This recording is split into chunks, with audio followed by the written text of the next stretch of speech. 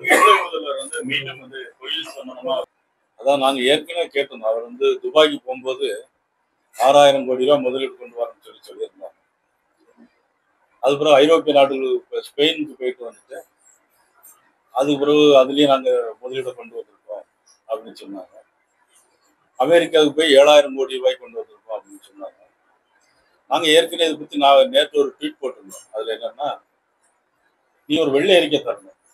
எல்லாமே வெளிநாட்டுக்கு முதலமைச்சர் போறாங்க, ஆனா எந்த முதலீடுமே இங்க வந்தது மாதிரி தெரியல. ஒரு வெள்ளை அறிக்கை தாக்கல் செய்யணும்னு சொல்லியிருந்தோம்.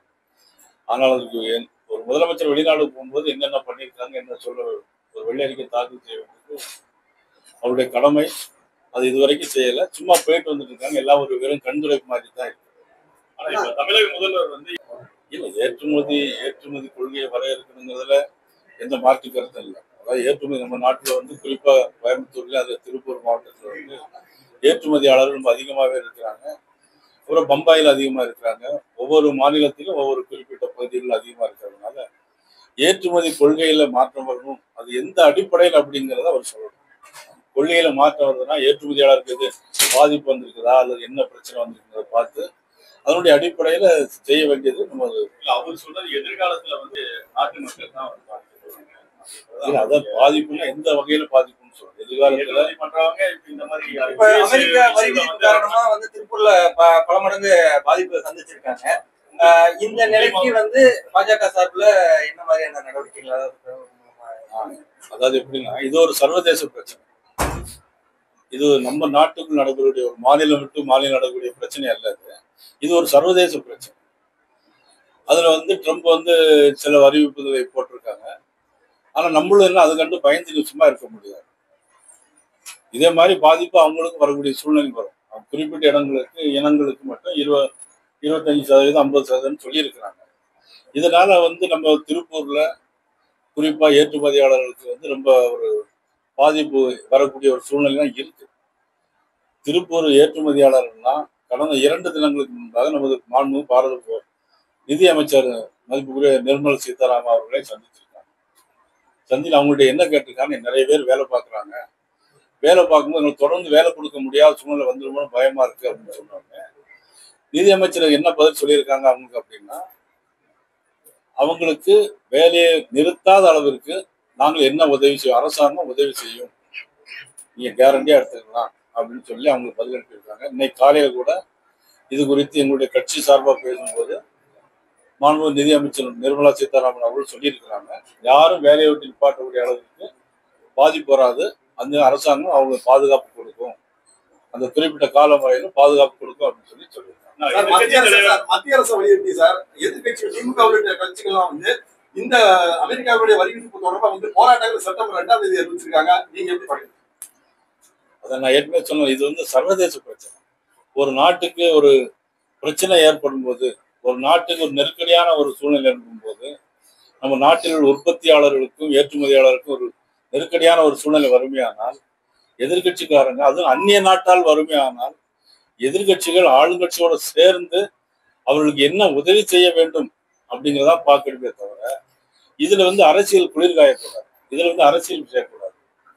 இப்ப ஒரு நாட்டுக்கு நம்ம நாட்டுக்கு போர் வருதுன்னா எதிரி நாட்டோட சேர்ந்துட்டு இருந்தா எந்த சூழ்நிலையோ அதே மாதிரி இவர் எதிரி நாட்டுகளை சேர்ந்தவர்களாகத்தான் கருதப்படுவார். ஆனா ராகுல் காந்தி அதாவது நிர்வாகத்துக்கு இதுக்கும் சம்பந்தம் இல்லை.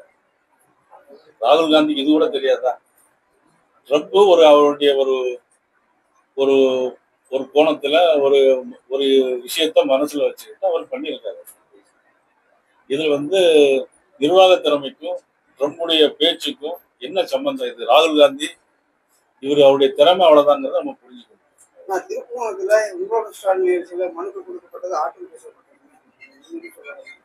அதான் திராவிட மாடல் ஆட்சி. முதலமைச்சர் மனுக்களை வாங்கியாச்சுன்னா அது குப்பையில போடுவாங்க.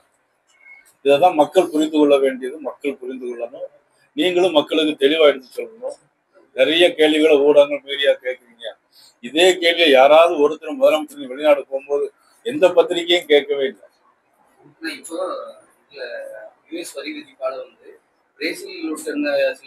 என்ன சொல்லியிருக்காங்க? பிரேசில் நாட்டில் உள்ள தரன் இருக்காங்க, பாதிப்பு அப்படின்னு திருப்பூர் ஏற்றுமதியாளர்கள் சொல்றாங்க. ஓபன் டாக்கா ஏற்றுமதியாளர் 2 தினங்களுக்கு முன்பாக மாண்பு நிதியமைச்சர் பார்த்திருக்காங்க. என்ன வேணாலும் செஞ்சு தரோம் அப்படின்னு சொல்லி அவங்க சொல்லியிருக்காங்க. அதுல வந்து வேலை வாய்ப்பு அதிகமா இருக்கக்கூடிய வேலையாட்களை நிறுத்திவிடக்கூடாது. அதுக்கு என்ன உண்டோ நாங்க அரசாங்கம் அதுக்கு உங்களுக்கு உறுதியா உங்களுக்கு பாதுகாப்பு தரும்னு சொல்லியிருக்காங்க. நாட்டினுடைய தன்மான பிரச்சனை இதுல வந்து நீங்க கேள்வி கேட்கறதா ரொம்ப நல்லா தான் இருக்கு. ஆனா உங்களுக்குன்னு ஒரு உணர்வுகள் வேணும், பொதுமக்களுக்கு புரிந்து கொள்ளக்கூடிய ஒரு சக்தியும் வேணும். கேள்வி கேட்கும்போது ரொம்ப நல்லா இருக்கு. எதிரி நாட்டுக்காக நம்ம நாட்டை அடகு பிடிக்கணும்னு நினைக்கிறாங்க. ஆனா இவங்க நாங்க போராடுவோம் அப்படின்னு சொல்றாங்க. ஏற்கனவே நிதியமைச்சர் சொல்லியிருக்காங்க, இதே திருப்பூர் ஏற்றுமதியாளர்கள் சந்திச்சிருக்காங்க. அதை ஏன் அவங்க சொல்லலைங்கிறது எனக்கு தெரியல. நீங்க ஏன் அவங்க நீங்க அவங்கள்ட்ட கேட்கலன்றது எனக்கு புரியல. நீங்க நிர்மலா சீதாராமன் சந்திச்சீங்களே, என்ன செஞ்சாங்க அப்படிங்கிறது அவங்கள்ட்டே கொஞ்சம் கேட்கலாம். ஒண்ணு அதுல காட்டனுக்கு வந்து இப்போ வந்து டிசம்பர் ஜனவரி வரைக்கும் வந்து இறக்குமதி வரியை ரத்து பண்ணியிருக்காங்க. இதெல்லாம் தான் அரசாங்கம் செஞ்சுட்டு இருக்க முடியும். இது சர்வதேச பிரச்சனை. ராகுல் காந்தியுடைய மூளைக்கு அவ்வளவுதான் அறிவு இருக்குன்னு நான் நினைக்கிறேன். அந்த மதுரை மாநாட்டு யாருடைய சுற்றுப்பயணமும் தேசிய ஜனநாயக கூட்டணியை ஒண்ணுமே செய்ய முடியாது. நீ நிறைய பேர் கட்சி ஆரம்பிக்கலாம், நீங்க கூட நாளைக்கு ஒரு கட்சி ஆரம்பிக்கலாம்.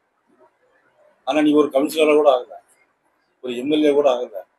நான் அவரை தோக்கடிச்சிருவேன், இவர் எனக்கு எதிரி அப்படின்னு பேசுறது பக்குவம் இல்லாத ஒரு வார்த்தைகளா தான் கருதப்பட முடியும். பாஜக வந்து 330 நாடாளுமன்ற உறுப்பினர் கொண்ட பெரிய கட்சி, உலகத்திலே மிகப்பெரிய ஒரு தலைவர் நரேந்திர மோடி அவர்கள். இன்னைக்கு 1300 எம்எல்ஏக்கள் மேல இருக்கிறாங்க. நீங்க ஒரு ஆள் ஒரு சின்ன இன்னைக்கு ஒரு மாநாடு மட்டும் போட்டுட்டு எனக்கு எதிரி அப்படிலாம் சொன்னா அதை எப்படி ஏற்றுக்கொள்ள முடியும்? கூட்டணி ஒரு 8 மாசம் இருக்கு, நிறைய கட்சிகள் கூட்டணி வந்து சேருவாங்க. நீங்க தான் சரியான கேள்வி கேட்டீங்க. உண்மையில் நல்ல கேள்வி. எப்படின்னு கேட்டீங்கன்னா, கோயம்புத்தூரை விட 16% அதிகமா வரி போட்டிருக்காங்க. மின் கட்டண உயர்வு இவ்வளவு வருஷத்துக்கு 6% டேரிஃப்ல டெபாசிட் வேற கட்ட வேண்டியது. சொத்து வரி உயர்வு 300% மேல இருக்கு. ஆனா முதலமைச்சர் என்ன செய்யலாம், என்ன செஞ்சிருக்கணும்?